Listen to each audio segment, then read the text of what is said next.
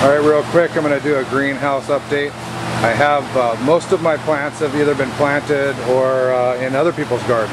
Oops, sorry about that. They're either been planted in other people's gardens. I had a lot of leftover peppers, and I do love peppers.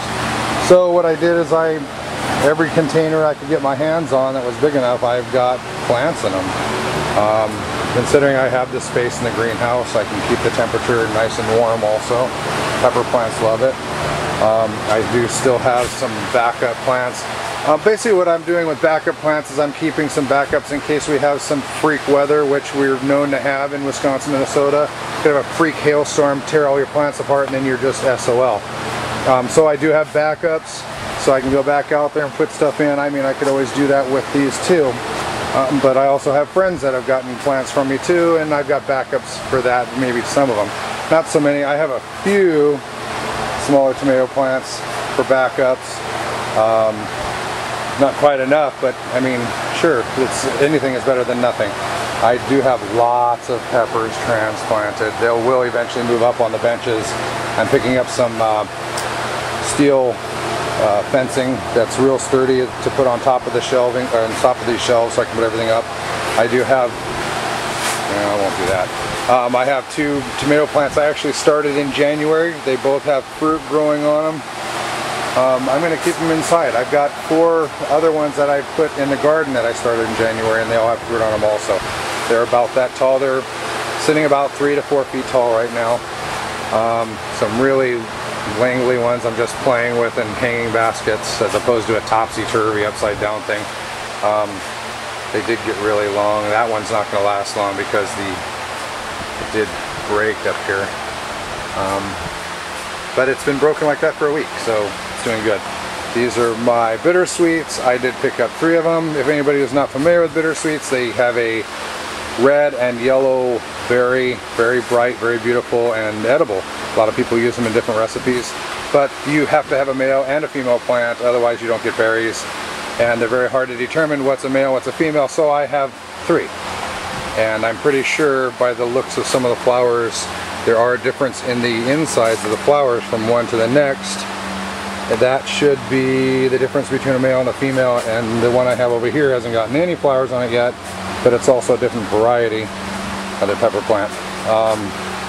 I have my backup squash, different squashes, zucchinis and stuff like that. I just kept like 3 or 4 of the best ones.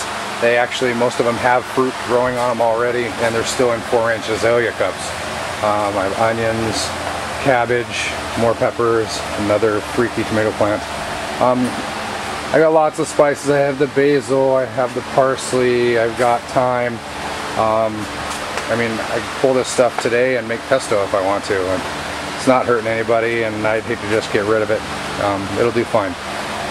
Most of this other stuff, well, we all know spider plants, house plants. I got some house plants I took clippings from. These are going underneath my deck. They'll be growing up in trellises once I get the trellises and everything set up. This is, all these right here are kohlrabi. I've never had them before. A few people like them. I started them real late, that's why they're so small. Behind it we have oriental poppies, lupines, columbines, more columbines, decorative grasses, ornamental grasses, sweet williams. Yeah, all this stuff I still need to get transplanted and get it out in the garden. Some of it is annual, a lot of it is perennial. There's pansies. You can see some of the lupine I started really early in the year. I've got a lot of that out in the garden already. I got marigolds. And then I did some small pot squashes because, like I said, a lot of it already had fruit developing. Hate to get rid of it. And we'll see how it does in the greenhouse. It's my first year with a greenhouse. So, and then I have my little spices and stuff. I have some orchids that aren't doing too well, but they're doing better here than they were inside the house. That's about it. Everybody else has probably seen my greenhouse before. I've had a lot of mole problems under the flooring, which made it really uneven and soggy in some spaces. I've tried to drown them out, it made it worse, blah blah blah blah blah. So the floor is wet, it holds a little water, but with the fans running midday, it dries out by the end of the day. So that's I did get the wiggle wire on the very ends on the outside, so everything stays nice and tight now. I just need to trim it down. I have the Aluma cloth, which keeps it somewhat of a mild shade in here as opposed to just a deep sun. We'll see. Like I said, I mean, this is my first year with a greenhouse and doing peppers and pots. If the potted thing works out well, I'll probably pick up a bunch of 3 to 5 gallon pots, and I'll do a potted garden next year also. I'll do it outside with a drip system. Alright, I'm gonna run inside and shoot some other stuff. So, hope you enjoyed that little update. Have a great day. Alright, a real quick update within an update. I was showing you the greenhouse and extra plants in case of freaky weather here in Wisconsin and Minnesota. And we had a hailstorm last night. And these are my tomato plants. So a lot of them will be okay, except for that one. And there's a few other that are just pretty destroyed. But this is, almost a typical thing. So a lot of these look pretty bad, but I think they will recover.